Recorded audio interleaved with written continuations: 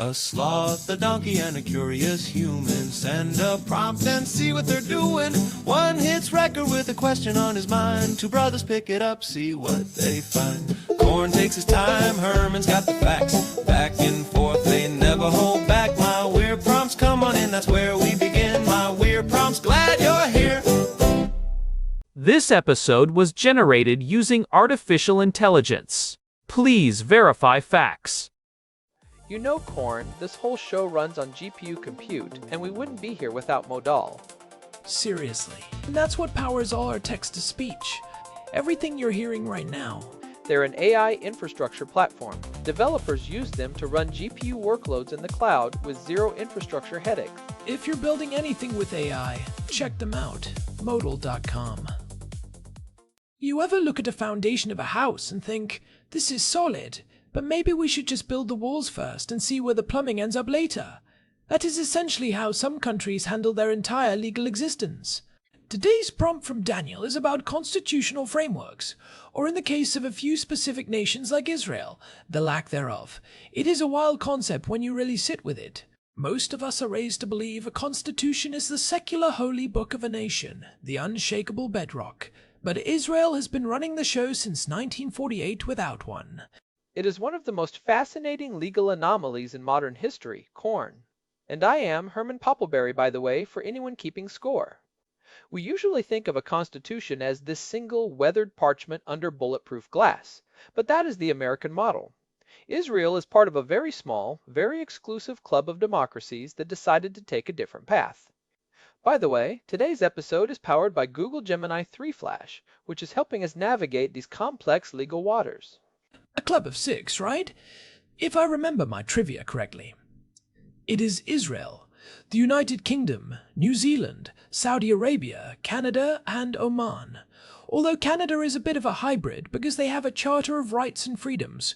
But for the pure democracies in that list, how do you even function without a manual? If I buy a Lego set and there is no manual, I end up with a plastic pile of regret. How does a country avoid that? Well, the manual exists, it is just not in one binder. It is scattered across different laws, court rulings, and tradition. In Israel, the substitute for a single constitution is the system of basic laws. Now, what is interesting is that this was never meant to be a permanent state of affairs. When Israel was founded in 1948, the Declaration of Independence actually mandated that a constitution be written by October of that year. Obviously, that deadline came and went. Typical government project. Missing a deadline by 80 years is a bold move.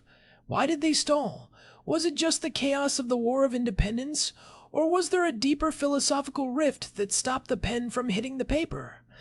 It was a bit of both, but mostly the latter. You had a massive clash between the secular Zionists and the religious parties. The religious groups argued that the Torah was the only constitution the Jewish people needed. They were worried a secular constitution would limit the role of Jewish law in the state. On the other side, the secularists wanted a modern, liberal democratic framework. They couldn't agree on the fundamental identity of the state in a way that could be codified forever. So, in 1950, a guy named Yizar Harari proposed what we now call the Harari Compromise. The Harari Compromise. That sounds like a name for an indie folk band, but I assume it was actually a clever way to kick the can down the road. Well, not exactly, but essentially. The Knesset, which is Israel's parliament, decided they wouldn't write the whole thing at once. Instead, they would pass basic laws chapter by chapter.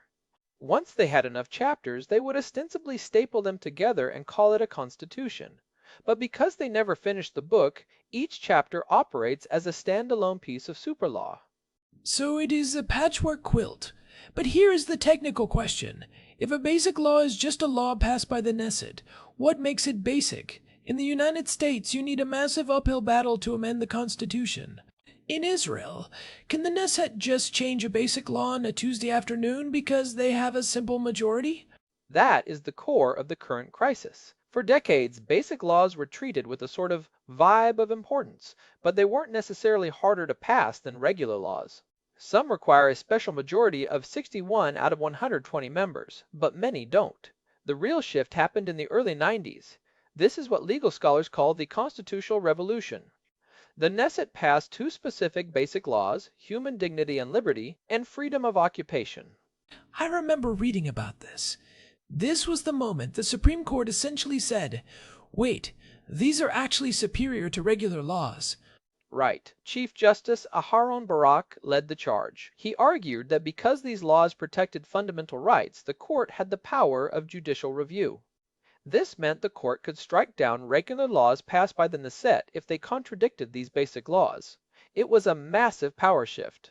Imagine if the U.S. Supreme Court just decided one day that certain laws were super laws without a formal amendment process. It created a tension that has been simmering for 30 years and finally boiled over in the recent judicial reform protests. It sounds like a recipe for a perpetual identity crisis. If the rules of the game are written in pencil rather than ink, the referee and the players are going to spend the whole match arguing about what the rulebook says. But let's look at the flip side. If you have a rigid constitution like the US, you're stuck with rules from the 1700s that might not fit the digital age. Isn't there an advantage to being flexible? There is. This is the argument for evolutionary legal systems. Look at the United Kingdom. They have no formal constitution, yet they have been a stable democracy for centuries. Their system relies on constitutional conventions, unwritten rules that everyone just agrees to follow. For example, the Queen, and now the King, technically has the power to refuse to sign a bill into law. But a convention exists that they never do it. If they did, the whole system would collapse. It is a giant game of trust me, bro, which works great until you have a political culture where trust disappears. If the UK suddenly produced a leader who decided to ignore those unwritten conventions, there is no physical document to point to and say, you can't do that. That is the danger of the unwritten model. It relies heavily on the good behavior of the actors involved. In Israel, the lack of those long-standing British traditions makes the trust me model much harder to maintain. In the UK, you have hundreds of years of precedent. In Israel, you have a country that is younger than some of its citizens, trying to figure out the balance of power in real time. And that brings us to the pros and cons Daniel asked about. Let's break those down. If you're a new country, or a country looking to reform, why would you want a formal, written constitution? The obvious one is stability, right? You want to know that your right to speak your mind isn't going to vanish because a populist leader got 51% of the vote. Stability is the big one. Entrenchment is the technical term. It means you protect certain core values from the tyranny of the majority. A constitution creates a high bar for change. In the U.S., you need 2/3 of Congress and 3/4 of the states to agree to an amendment. That is incredibly hard. It ensures that the fundamental rules of society only change when there is an overwhelming consensus. It also provides clarity. There is a single source of truth. If there is a dispute between branches of government, you go to the document. In Israel, when the government and the court clash, they aren't just arguing about the law, they are arguing about who has the authority to define the law. It is a meta-argument that never ends. Another pro is legitimacy. A constitution often serves as a national unifying symbol. It is the social contract made visible. For a diverse society, having a document that everyone agrees to abide by can be the glue that holds everything together. But then you have the cons, and this is where it gets interesting for the flexibility crowd. Right, the living document debate. If you write things down too specifically, you're essentially being ruled by ghosts. You're trying to solve 21st century problems with 18th century logic. Rigidity can lead to stagnation. If a constitution is too hard to change, the only way to adapt is through judicial activism. That is, when judges start interpreting the document in creative ways to make it fit modern life. This can actually undermine the document's legitimacy because people feel like the judges are just making it up as they go. Which is exactly what the critics of the Israeli Supreme Court say. They argue that because there is no formal constitution giving the court the power to strike down laws, the judges just grabbed that power in '92. They see it as a coup by the judiciary. On the other hand, the court's supporters say someone has to protect human rights, and if the Knesset won't do it via a constitution, we have to use the basic laws. It is a classic who watches the watchman scenario. In a system with a formal constitution, the document is the watchman. In an unwritten system, the branches of government have to watch each other, which leads to a lot of friction. Now, look at New Zealand for a different flavor of this.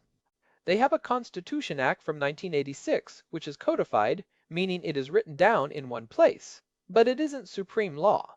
The Parliament can still change it with a regular majority.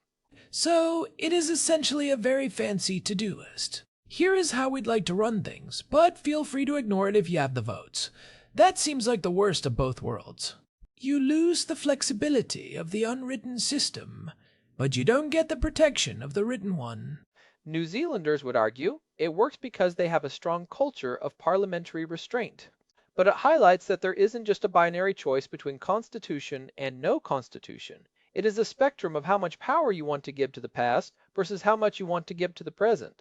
Let's talk about the specific case of Israel's judicial reform crisis because it is the perfect case study for this. In 2023 and 2024, the government tried to pass laws that would limit the court's ability to strike down government decisions based on the reasonableness standard. For those who aren't legal nerds like Herman, what is the reasonableness standard in this context? It is a common law doctrine where the court asks, could a reasonable government have made this decision? If the answer is no, if the decision is so wildly arbitrary or political that it ignores all logic, the court can block it. The Israeli government argued that reasonableness is too subjective.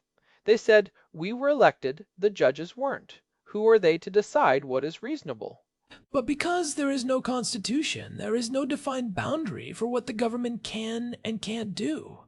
If you get rid of reasonableness, and you don't have a Bill of Rights, what stops a government from, say, firing the Attorney General because she is investigating them, or delaying elections?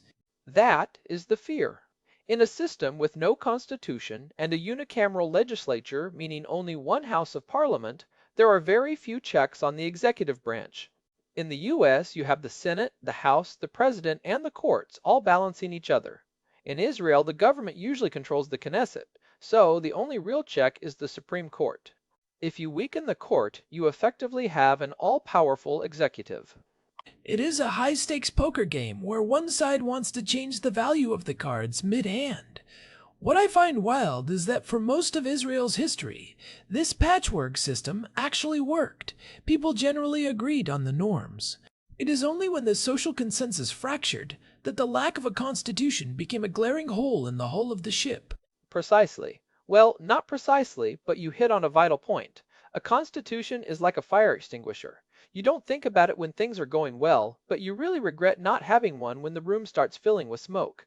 Israel's Harari Compromise was a brilliant way to build a state in 1948 without having a civil war over religion. But it left the big questions unanswered. Do you think they will ever actually finish the project? Will there be a basic law, the Constitution, that wraps it all up? Or is the country too polarized now to ever agree on the preamble? It is harder now than it was in 1948. Back then, you had a relatively small population and a dominant political party. Now, you have a society split between secular liberals, national religious conservatives, ultra-Orthodox Jews, and a large Arab minority. Getting those groups to agree on a single vision for the state's fundamental identity is almost impossible. Any attempt to write a constitution today would probably trigger the very crisis it is meant to prevent. So they are stuck in a cycle of constitutional moments without a constitution. Every few years, a new crisis forces them to argue about the foundations again. It is like living in a house that is constantly under renovation, but the architects can't agree if it should be a skyscraper or a cottage. And let's look at the UK again for contrast. They're moving in the opposite direction. Over the last few decades, the UK has actually started codifying more of its rules. They passed the Human Rights Act in 1998, which brought the European Convention on Human Rights into British law. They created a Supreme Court in 2009 to separate the judiciary from the House of Lords. They are slowly building a quasi-constitution because the old trust me model is starting to feel too fragile for the modern world. It is funny. Israel is looking at the UK model and seeing the cracks, while the UK is looking at the codified model and seeing the benefits. Everyone wants what they don't have. But what about the other countries in the No Constitution Club? You mentioned Saudi Arabia and Oman. I assume their situation is a bit different. Very different. In those cases, the lack of a constitution isn't about a parliamentary democracy being flexible. It is about absolute monarchy. Their constitution is effectively the will of the sovereign, often grounded in Islamic law. In Saudi Arabia, the basic law of governance specifically states that the Quran and the Sunnah are the constitution of the country. It is a completely different philosophical starting point where sovereignty doesn't rest with the people, but with God and the king. Right, so no constitution can mean we are so democratic we don't need a document to tell us how to be fair, or it can mean I am the king and I do what I want. It is a wide spectrum. But for the democracies like Israel and New Zealand, the real question is about the role of the judiciary. If you don't have a written constitution, does the court become more powerful or less powerful? Counterintuitively, it often makes them more powerful in the long run, but also more vulnerable. In the US, when the Supreme Court makes a ruling, they can say, look at Article 1, Section 8. They have a shield. In Israel, when the court makes a ruling, they have to justify it using general principles of reasonableness or proportionality. This makes them look more political, which invites more attacks from politicians. It is a paradox. The less clear the rules are, the more the judges have to fill in the blanks, which makes people angry that they are filling in the blanks. It is the umpire problem. If the strike zone is clearly painted on a board behind the catcher, everyone knows if it was a strike. If the strike zone is whatever the umpire thinks is fair today, even a perfect call is going to lead to a dugout clearing brawl. That is the best analogy I've heard for the Israeli situation. The strike zone is invisible, and the players are currently trying to fire the umpire. But let's look at the broader global landscape. Most countries that have written constitutions in the last 50 years have gone for very long, very detailed documents. Look at South Africa's constitution. It is massive. It doesn't just cover the structure of government, it covers housing, healthcare, and environmental rights. Because they don't trust the future. If you've lived through a system that abused power, you want to write down every single thing the government can't do. The US. Constitution is tiny by comparison because it was written by people who were mostly worried about the federal government getting too big, not about defining every social right. Well, not exactly, but you're right about the trust factor. New constitutions are often a reaction to past trauma. Germany's basic law, which they also call a basic law rather than a constitution, though it functions as one, was written after World War II to ensure that another Hitler could never rise to power. It has eternity clauses that can never be amended, like the protection of human dignity. Eternity clauses. That sounds like something out of a sci-fi movie. This law shall remain in effect until the heat death of the universe. But it shows the ultimate pro of a written constitution. You can try to bulletproof your democracy. You can say, no matter who gets elected, these certain things are off limits. But the con is that you can't actually bulletproof anything if the people in power decide to ignore the document. A constitution is just a piece of paper unless there is a culture of constitutionalism. This is the big takeaway for me. You can have the best constitution in the world, and many failing states do, on paper. But if the politicians and the public don't respect the rules of the game, the document won't save you. It is the software versus the hardware. The Constitution is the hardware, but the political culture is the software. You can have a top-of-the-line rig, but if the software is full of viruses and bad code, the whole thing is going to crash. Israel has been running on very sophisticated software for a long time, despite having very weird experimental hardware. And that brings us to the actionable takeaway for the day. If you're interested in how power works, don't just look at the laws. Look at the conventions. Look at the things people do because that is how it is done, not because there is a law for it. That is where the real stability of a country lies. In Israel, those conventions are being tested to the breaking point. It is like a stress test for a bridge. You don't know if the bolts are tight until you drive a massive truck over it. The last few years in Israel have been that truck. And whether the bridge holds or they finally decide to rebuild it with a formal constitution is the big question for the next decade. I suspect we might see a new Harari compromise at some point. A realization that the pencil model has become too dangerous and they need to start using ink for at least the core structures of government. But who knows? Maybe the flexibility is what has allowed Israel to survive so many crises. If they had been locked into a rigid document in 1948, they might have snapped under the pressure of the various wars and social shifts. It is the willow versus the oak argument. The oak is strong but can snap in a hurricane. The willow bends and survives. But at some point, you need a house, not a tree. You need something you can actually live in without it swaying 3 feet in either direction every time there is a breeze. And for our listeners, it is worth looking at your own country's invisible rules. In the US, for example, the peaceful transfer of power was largely a convention for a long time. It was a trust me moment that we all took for granted until it was challenged. Every democracy has these unwritten parts, even the ones with the most famous written constitutions. It is the dark matter of politics. You can't see it, but it provides most of the gravity that keeps the system from flying apart. So, what is the verdict?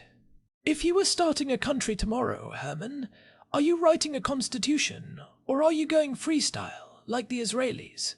I'm a nerd, Corn. I'm writing it down. I want the clarity. I want the if-then statements. I want to know that if the government tries to take my donkey snacks, I have a specific clause I can point to in court. But I would build in a regular review process. Maybe every 20 years, the country has to have a constitutional convention to see if the rules still make sense. A clean the attic clause. I like it. Most of our problems come from old junk we're too afraid to throw away. I'd probably go for the flexible model just because I'm a sloth, and writing a whole constitution sounds like a lot of work. I'll just pass a basic law, nap time, and call it a day. And that is why you're not in the Knesset, my brother. But in all seriousness, the Israeli experiment is one of the most important things for any student of democracy to watch. It is a real-time lab for what happens when a modern, high-tech, highly polarized society tries to govern itself without a clear set of foundational rules. It is democracy, hard mode. No manual, high stakes, and everyone is shouting at each other. If they can make it work, it'll be a testament to the strength of their civil society. If it fails, it'll be a warning to every other nation that you can't put off the big questions forever. Well said. I think we've covered the landscape pretty thoroughly, from the Harari Compromise to the Reasonableness Standard and the Global Club of the Unwritten. It is a reminder that there is no one-size-fits-all for freedom. Unless that size is basic law, sloth rights. I'm still pushing for that one. But for now, I think we'll leave it there. This has been a deep dive into the legal soul of a nation, and honestly, I've got a bit of a headache. Too much talk of proportionality and not enough talk of snacks. I'll find you some carrots. But first, let's wrap this up. Thanks as always to our producer, Hilbert Flumingtop, for keeping the gears turning behind the scenes. And a big thanks to Modal for providing the GPU credits that power this show and allow us to process all this complex data. This has been My Weird Prompts. If you're enjoying our deep dives into the weird and wonderful world of policy and tech, the best way to support us is to leave a review on your podcast app. It genuinely helps new people find the show. Or don't. I'm a sloth. I'm not going to tell you what to do. But Herman will be very sad if you don't. He's got that donkey eyes thing going on. It is true. I'm very emotive. Find us at myweirdprompts.com for the full archive and all the ways to subscribe. We'll be back next time with whatever weirdness Daniel sends our way. Until then, keep questioning the foundations. And read your basic laws. Or don't if they haven't been written yet. See ya. Goodbye. This episode was produced using Google Gemini 3 Flash, text-to-speech by Chatterbox. Thanks for listening to our show, My Weird Prompts, where our thoughts go from slow takes to facts on cue. We change and follow through. My Weird Prompts, that's the flows from sloth, from man, from long-eared host. My Weird Prompts, until next time, stay curious, keep weird.